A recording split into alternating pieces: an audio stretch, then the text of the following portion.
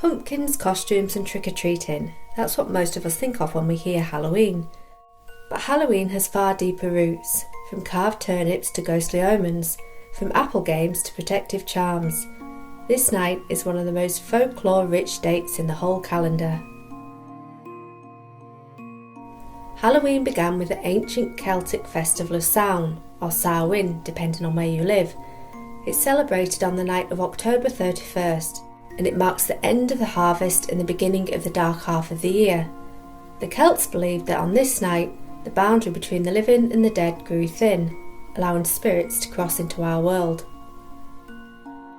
When Christianity spread, Samhain blended with All Hallows' Eve, the night before All Saints' Day, and that's where the word Halloween comes from.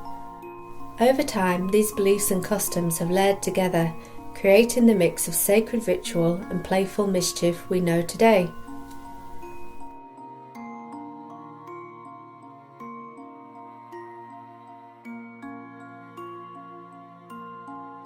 Seeing a ghost on Halloween wasn't always unlucky.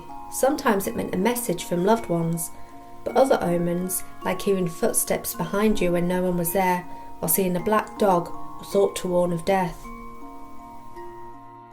Halloween was the night for fortune telling, especially about love and marriage. Apple bobbing, for instance, wasn't just fun. Catching an apple with your teeth meant good luck in love.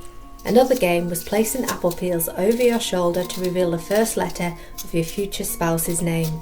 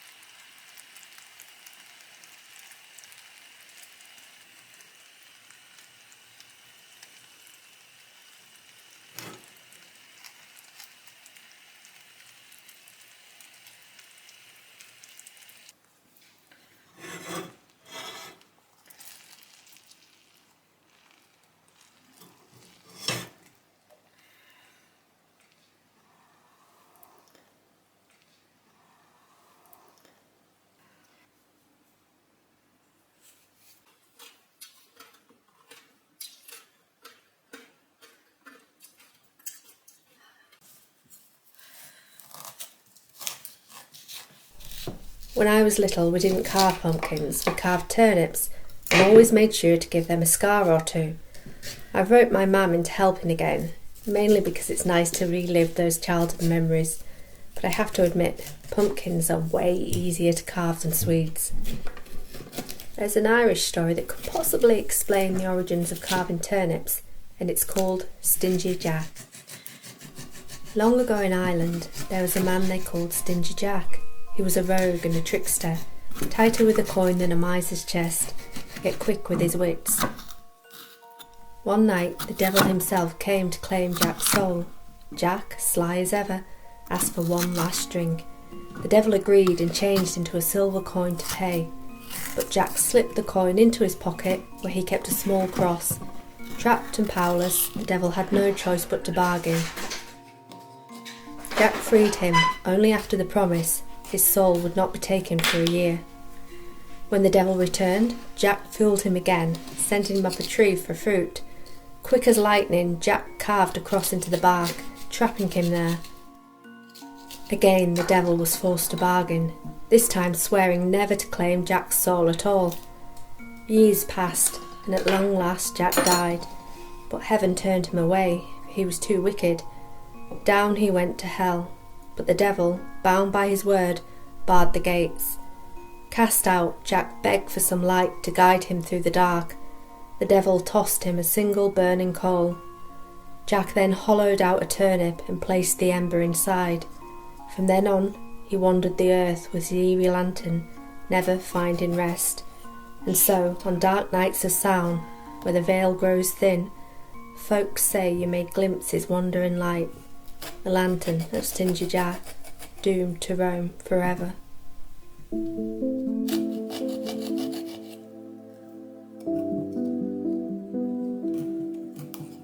Candles flicker down the lane, shadows dance in silver rain. Autumn's breath upon my skin. Begins the night where dreams begin.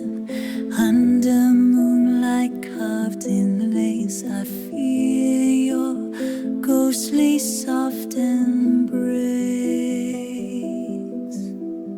Whispered secrets in the air, Halloween night finds us there. Lanterns glow with mystic light, guide me through this velvet night. Footsteps hush on crowded streets where ancient hearts and wonder meet.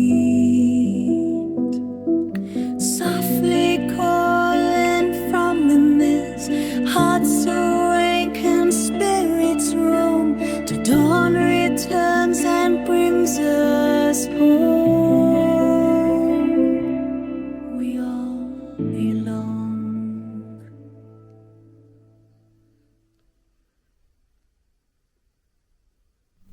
So Halloween in the UK isn't just about costumes and sweets. It's a night where ancient Celtic beliefs, Christian traditions and folk superstitions all collide. From turnip lanterns to apple games, from protective charms to ghostly omens, this festival carries centuries of magic.